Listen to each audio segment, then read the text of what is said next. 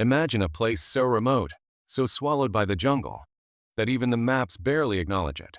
A concrete fortress buried deep in the dense rainforests of a classified Southeast Asian island, built during the height of modern counterinsurgency operations.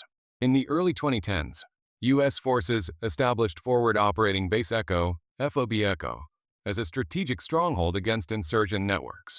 Surrounded by impenetrable vines, razor wire perimeters, and watchtowers peering through the canopy, it housed rotating units of soldiers tasked with patrols, intel gathering, and holding the line in one of the most unforgiving environments on Earth. But FOB Echo wasn't just a base. It was a haunted barracks. Soldiers who served there whispered about shadows that moved against the humidity, footsteps echoing in empty bays at night, and voices calling out in the dark. Official reports dismissed it as stress, isolation, or the constant hum of generators playing tricks on the mind. Yet, story after story emerged from those who rotated through. Unexplained cold spots and 100-degree heat, doors slamming in locked rooms, and figures in outdated uniforms watching from the tree line. Tonight, we're diving into the accounts of the men who lived it. These are their words, raw, unfiltered testimonies from soldiers who stood watch in those barracks. What happened at FOB Echo that made so many refuse second tours? Why did thousands cycle through its gates, but so few ever spoke of it again? And what lingers there now, long after the base was quietly decommissioned and reclaimed by the jungle? This is the siege history forgot, not one of bullets and bombs alone, but of something far older, far darker, that waited in the green hell. Chapter 1. Arrival in the green hell. I got to FOB Echo straight off a C-17 that had routed through half a dozen bases before dumping us on that short jungle strip. The second the ramp dropped, the air slammed into us, hot, heavy, saturated, like stepping into a steam room filled with rotting vegetation. We moved fast under the red lights of the LZ, weapons slung, rucks dragging us down into the mud as the bird spooled up and vanished into the black. The receiving line was short. A captain who looked like he'd been carved out of exhaustion, and a platoon sergeant with eyes that didn't blink enough. The CO shook hands without smiling. "Welcome to Echo," he said. "Rules are simple. Stay inside the wire unless you're on mission. Keep your weapon on you at all times. And don't borrow trouble you don't understand." They marched us through the gate, past coils of concertina and HESCO barriers draped in vines that seemed to move when you weren't looking directly at them. The base wasn't large, maybe a few dozen structures clustered around a central helipad, but everything felt pressed in, suffocated by the green wall that rose on every side. You could hear the jungle breathing out there, a constant low rustle of leaves and insects that never stopped, day or night. They put us in Barracks Block C, the oldest concrete building on the FOB. 2 stories, flat roof, narrow windows like gun slits. The walls were painted that faded desert tan that never quite matches anywhere except deployment. And the whole place carried a permanent smell of damp concrete, gun oil, and mildew. Rows of metal racks lined the open bays, mosquito nets hanging like surrender flags. The floor was polished by 1,000 pairs of boots, but still showed dark stains no amount of scrubbing ever removed. As we dropped our kits, the platoon sergeant gathered the new arrivals in the center aisle. He was a stocky E7 with a chew bulge in his lip and a voice like gravel. "Listen up," he said. "This block's been here since the base stood up. It's seen every rotation. Lights out at 2200. No exceptions. Fire guard walks the hours, 2-man. And one more thing." He paused, scanning our faces. "If you hear footsteps on the second floor after everyone's accounted for, boots pacing slow, like someone pulling security, don't go investigating. Rack out. It's not your shift."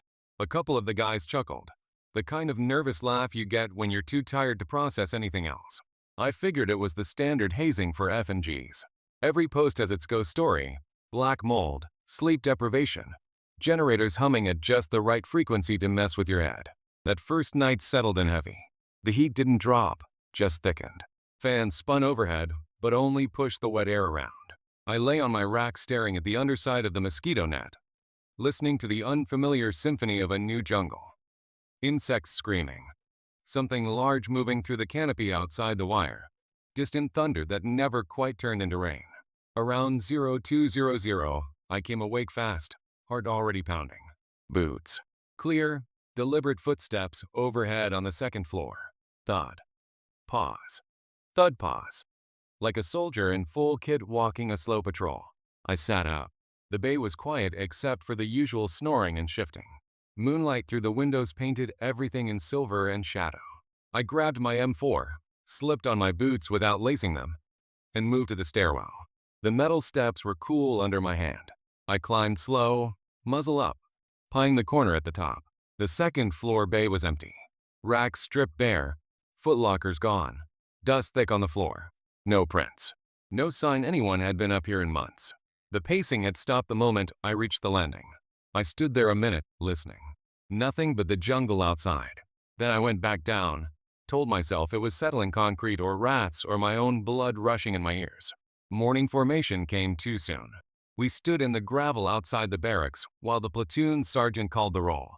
When he finished, I found Ramirez, a specialist with a faded 101st patch on his Velcro, sipping coffee from a cracked mug that read, "World's okayest soldier." "Hey man," I said, keeping my voice low. "What's the deal with the second floor? I heard someone walking fire guard up there last night."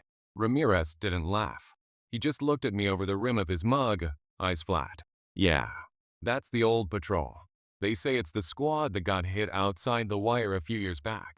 Ambush. Never recovered all the bodies. Jungle keeps what it takes." "Come on," I said. "It's probably the AC or pipes or something." He shrugged. "Keep telling yourself that. First week here, everybody's a skeptic. Second week, you stop asking questions. Third week, you sleep with your light on like the rest of us." That afternoon, we drew weapons, zeroed, and prepped for our first patrol outside the wire. The jungle beyond the perimeter was triple canopy, thick enough that daylight barely reached the ground. Visibility 20 meters on a good day. The point man moved like he expected the trees themselves to open fire. Half a click out, he froze, hand up. We stacked, muzzles covering arcs. Over the radio, his whisper. "Contact left." We scanned. Nothing. Just vines swaying in a breeze we couldn't feel. Then it came low, almost swallowed by the insects. Murmured voices. American accents.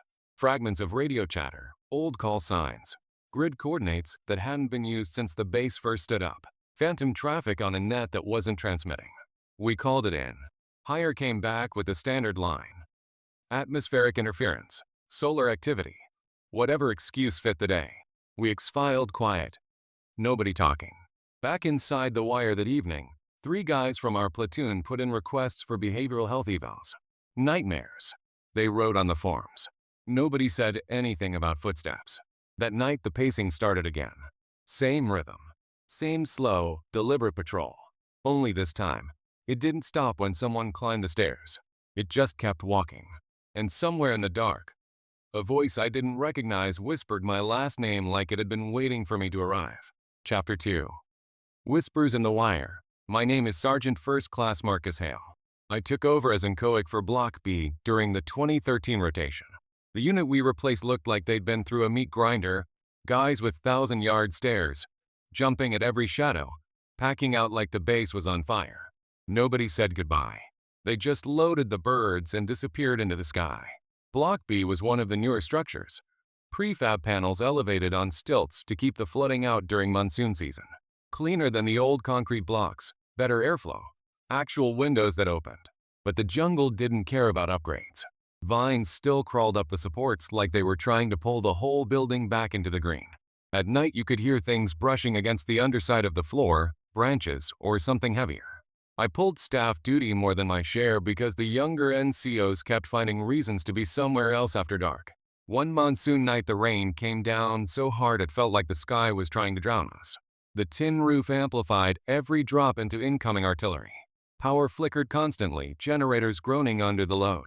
I did my rounds through the bays, checking locks, making sure nobody had left a window cracked wide enough for something to slip through. Around 0300, I was in the lower bay when I heard it whispering.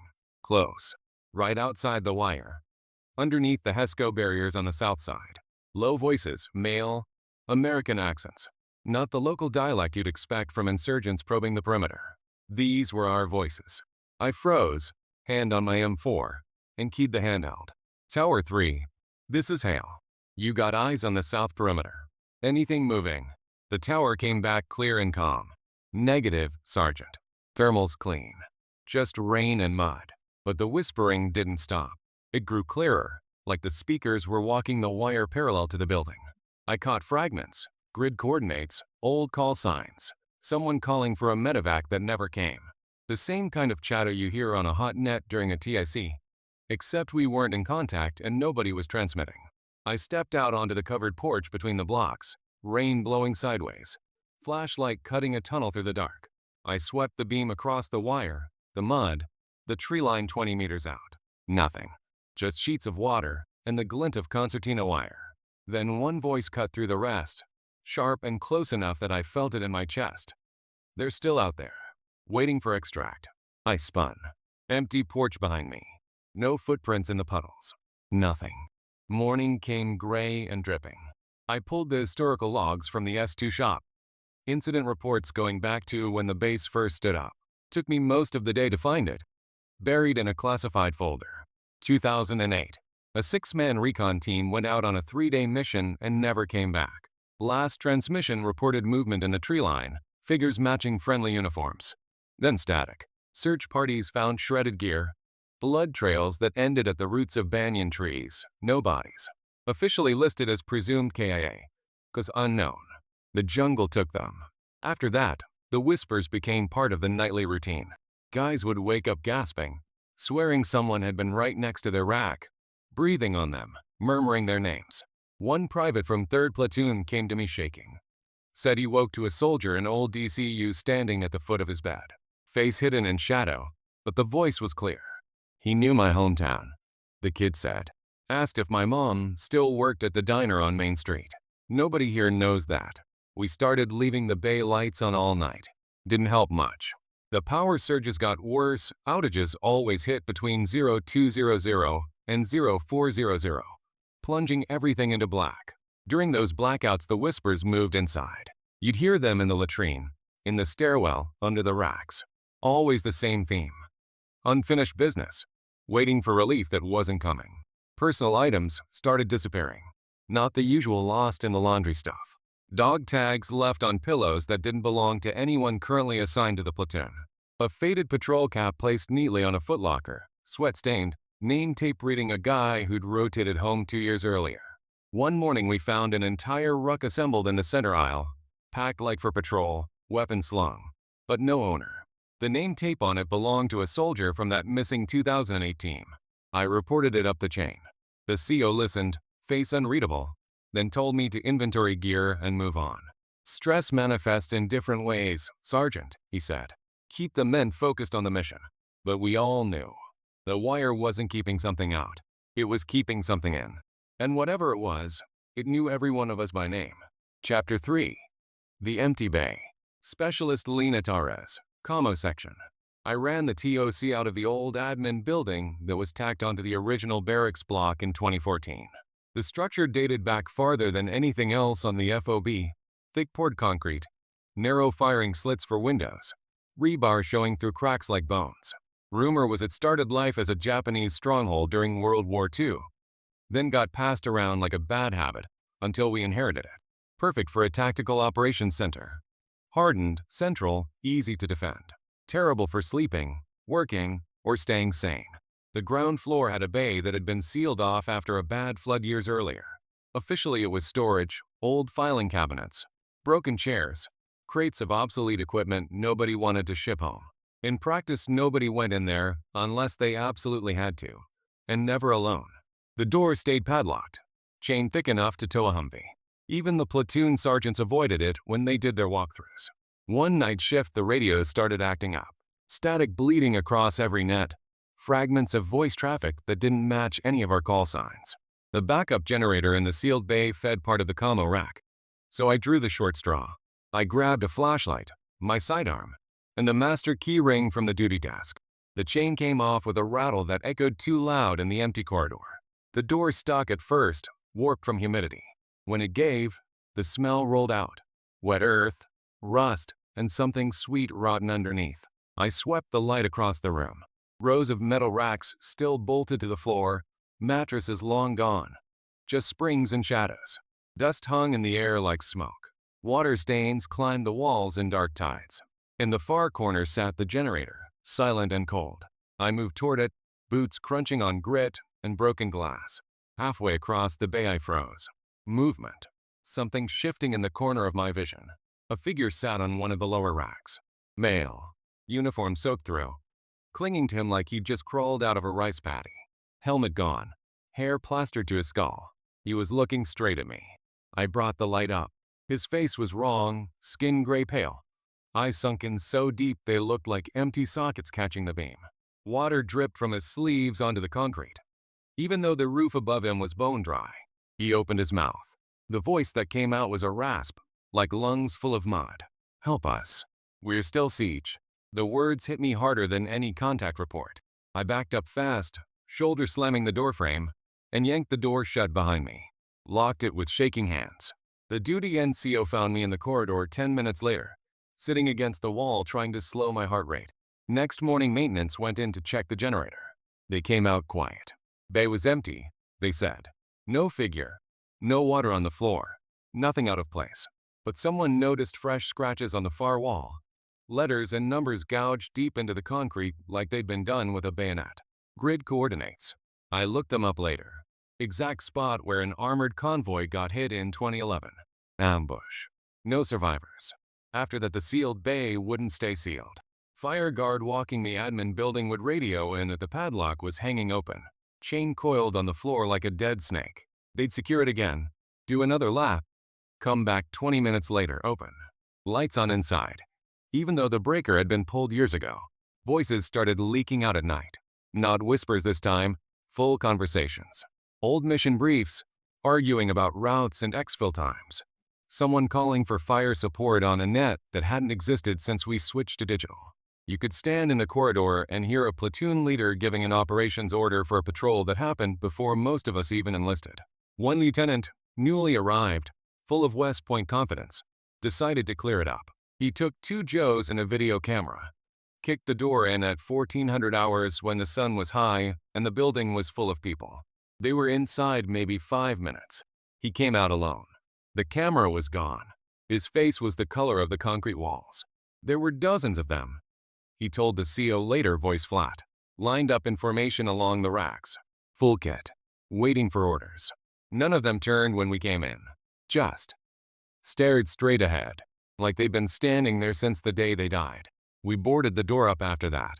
2x4s, nails, the whole thing. Painted over it, stenciled storage. Keep OUT in big black letters. Didn't matter. The voices still came through the wood. Muffled, but clear enough to make out names. Our names. Calling roll for a formation that would never end. How many men were still trapped in that bay, waiting for relief that was never coming? And how long before they started calling for the rest of us to fall in? Chapter 4. Shadows on patrol. Staff Sergeant Kyle Brennan, Infantry. I ran QRF out of Echo in 2015. We were the ones who rolled out whenever a patrol got pinned. Whenever the wire reported movement that turned out to be more than monkeys or wind. The real dread didn't come from the insurgents. It came from heading back inside the wire at dusk, boots caked in red mud, knowing the barracks were waiting. After a 12-hour foot patrol, you'd stumble into the bay exhausted, strip off your kit, and collapse. Sleep hit like a hammer. But more and more guys started waking up the same way, sudden, heart racing, eyes locked on the foot of their rack. Shadows. Tall figures standing there. No faces, no details. Just black silhouettes cut out of the dim red light we kept on for night vision. They didn't move. They just watched. First time it happened to me. My squad leader shook me awake hard enough to leave bruises. Brennan, you seeing this? I sat up. 3 of them at the far end of the bay. Perfectly still, spaced like they were pulling security on us. The air around them was colder than the rest of the room. You could see your breath. We grabbed rifles, flipped off safeties, advanced down the aisle slow. Muzzles never wavered. 10 feet away the shadows rippled, thinned, and were gone. Like someone turned off a projector. But the cold stayed behind, hanging in the air long after. We checked the doors, the windows, the roof access. Everything secure. No footprints in the dust outside. Nothing on the tower thermals. Just another entry in the duty log. Unexplained anomaly, barracks interior. After that, the shadows got bolder. Guys reported them closer. Standing over racks. Leaning in like they were checking pulse points. One private woke up screaming because he felt fingers on his neck. No marks, but he swore they were ice cold. Then they started following us outside the wire. On patrol, you'd catch movement in your peripheral. Tall shapes pacing us through the underbrush, keeping perfect interval like a flanking element. You'd swing your muzzle, slice the pie, and there'd be nothing but vines and shadows that didn't quite match the sunlight filtering through the canopy. One night, we got spun up for a TIC, patrol 2 clicks out reporting heavy contact. We loaded fast, rolled hot. By the time we arrived, the shooting had stopped. The supported element said the insurgents broke contact suddenly, melted into the jungle like they'd never been there.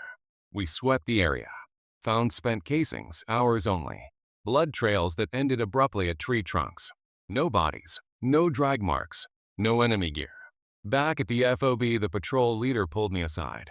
"They weren't shooting at us, Brennan," he said. "They were shooting at something behind us." That same rotation, we lost a man. Not to enemy fire. We were on a routine presence patrol. Halted for a map check. He was there 1 minute, covering his sector. Next head count, he was gone. No shot, no shout, nothing. We searched grid by grid until dusk forced us back. Found him hours later, sitting against a banyan tree 10 meters off the trail. Weapon across his lap, eyes open, staring at nothing. They called me. He kept repeating on the medevac bird. Said it was my turn to stand watch. Said the lines then. He got evac'd stateside for psych. Never returned to duty. The shadows didn't stay in the barracks anymore. They walked with us. During live fire training, they'd appear at the tree line, watching. During PT, they'd stand at the edge of the clearing while we rocked. Always silent. Always waiting.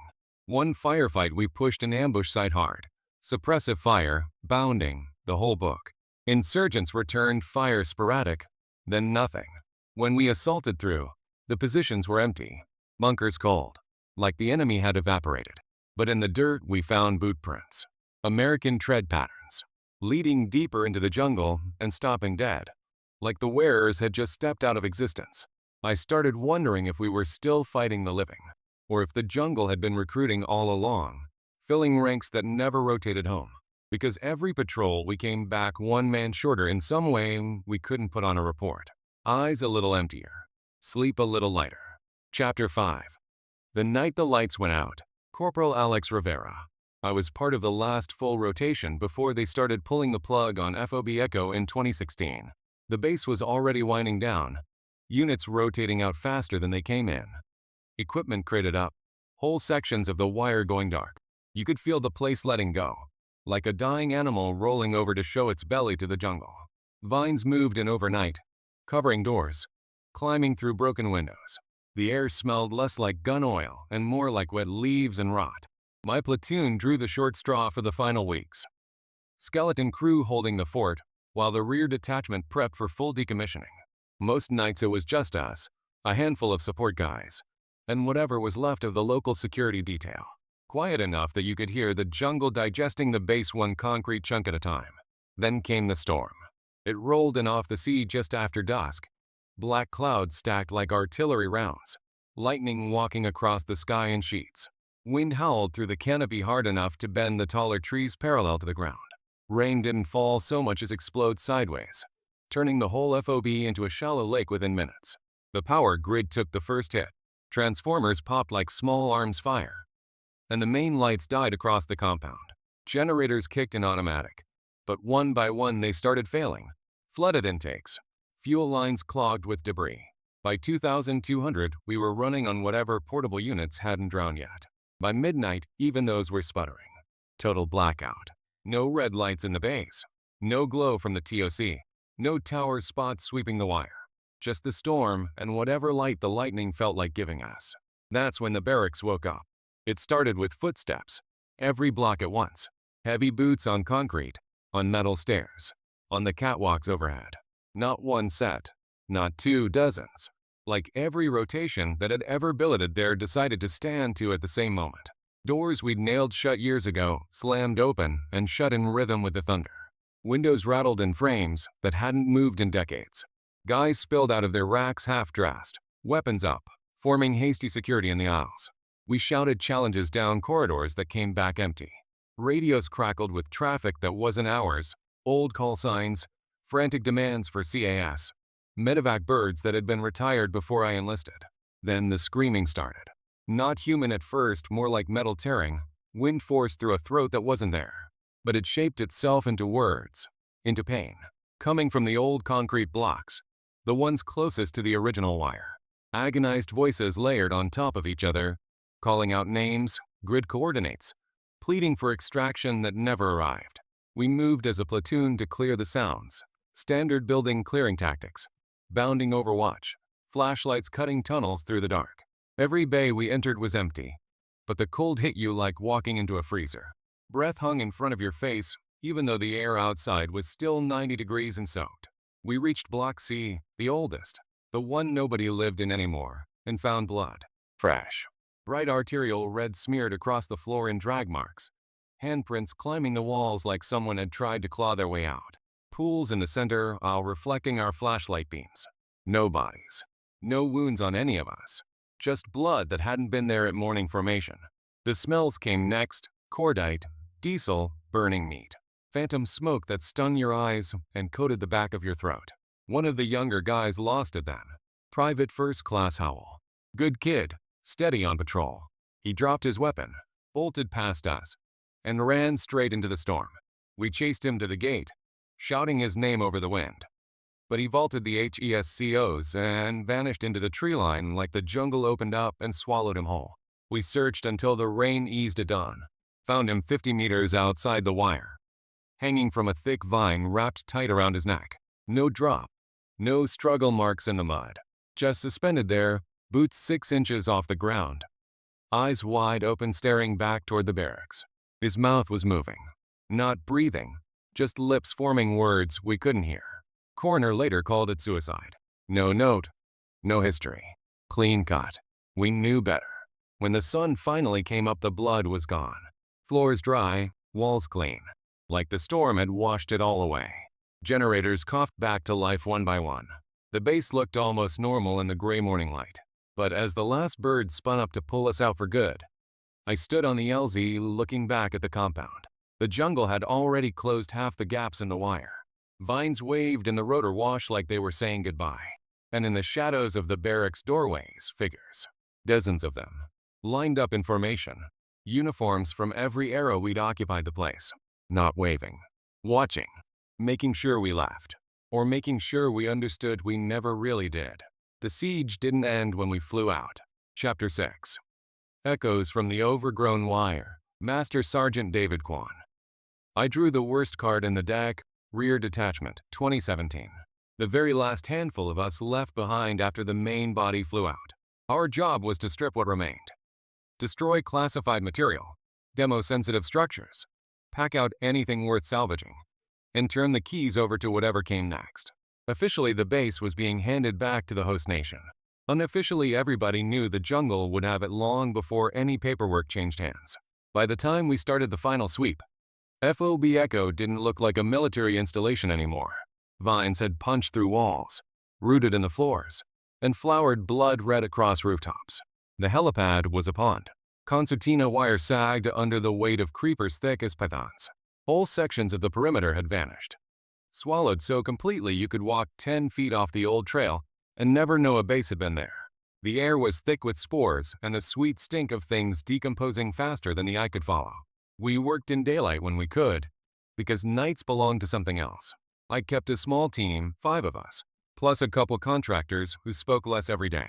We billeted in what was left of the newest prefab block, the one least reclaimed. Even there the walls sweated green. At night we pulled 2-man fire guard, weapons loaded, NVGs charged. Not for insurgents.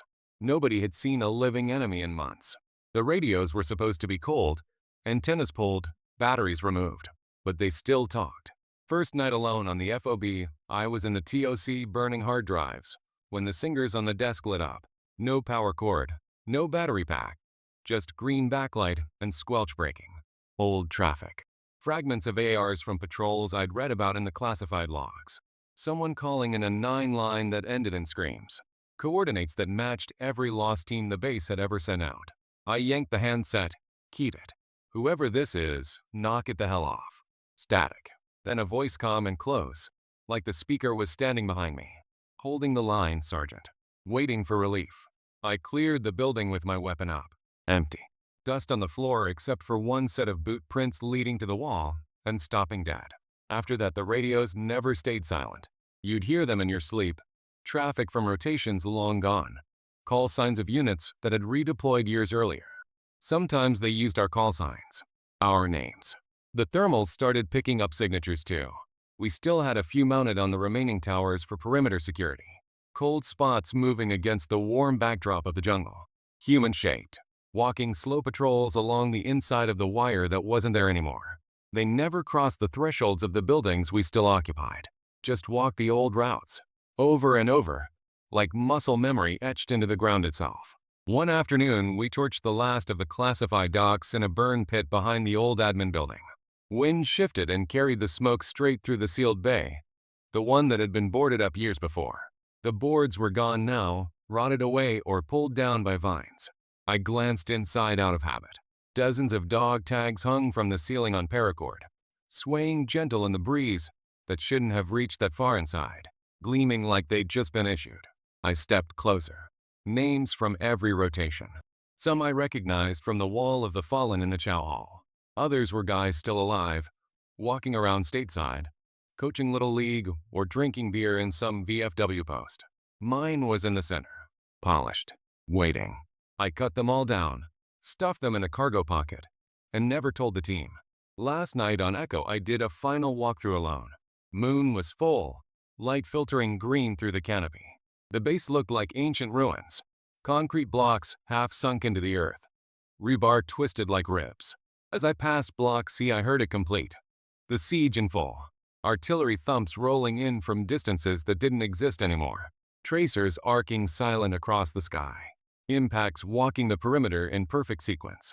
Voices shouting corrections, adjusting fire, calling good effect on target over nets long dead. I ran to the LZ where our bird was spooling up for the final extract. Didn't look back until we lifted.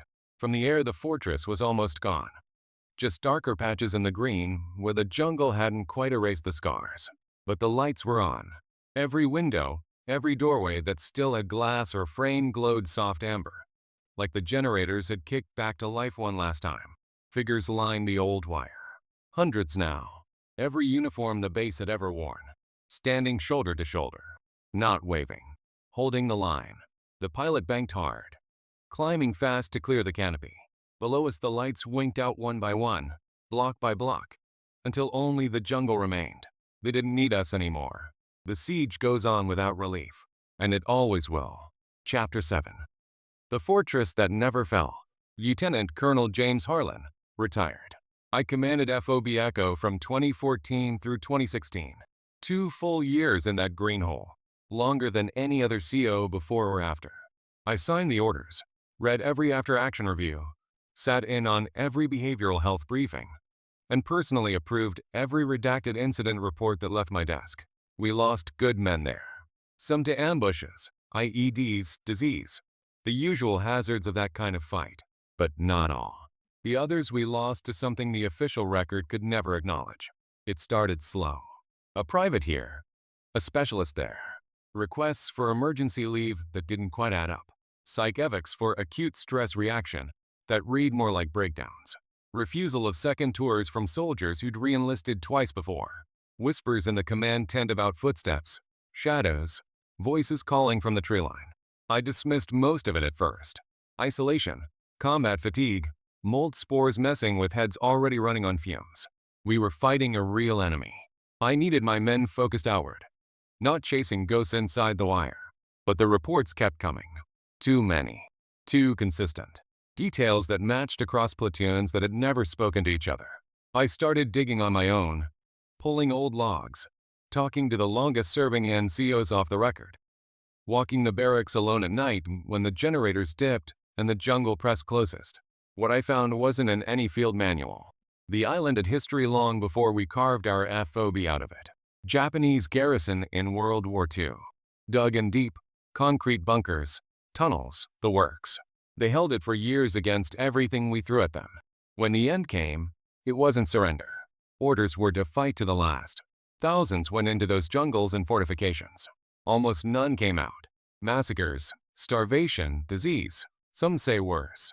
Bodies left where they fell, or buried in pits the rain erased decades ago. We built Echo right on top of it. Same ground. Same concrete in places. Same sight lines. Our presence didn't disturb the dead. It woke them. They weren't angry.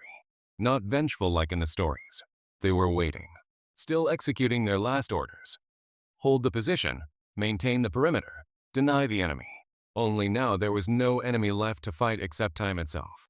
And we walked in wearing the wrong uniforms, speaking the wrong language, acting like the siege was over. So they recruited. Not all at once. A voice here. A shadow there. A name called in the dark. Just enough to make you doubt. Then more. Until the line between the living rotation and the permanent one blurred. I saw it happen to good soldiers. Men I'd trust with my life in a firefight. They'd come back from patrol quieter. Sleep less. Volunteer for extra fire guard. Start talking about holding the line like it was still 1945. Some requested transfer to rear detachment when the base started closing. Stayed behind when everyone else flew out. I signed those orders too. When my own tour ended, I stood on the LZ watching the bird lift. Looked down at the compound shrinking below. The jungle had already started closing the gaps, but along the old wire figures. Straight lines. Perfect intervals. Every era of uniform we'd ever worn there, side by side with ones we hadn't. They weren't seeing us off. They were waiting for the next relief. Thousands of us entered that fortress over the years. Rotations in, rotations out. Almost none returned unchanged. Some never returned at all. The records are sealed. The base is gone. Maps don't show it anymore. But if you know where to look, on certain satellite passes, you can still see the outline, the straight lines that don't match any natural clearing. The fortress never fell. It just changed flags. And the siege goes on. If you ever served at Echo, if you heard the footsteps, saw the shadows, felt the cold that didn't belong, you already know. You're still on the roster. Somewhere out there, they're still calling your name, waiting for you to stand your watch.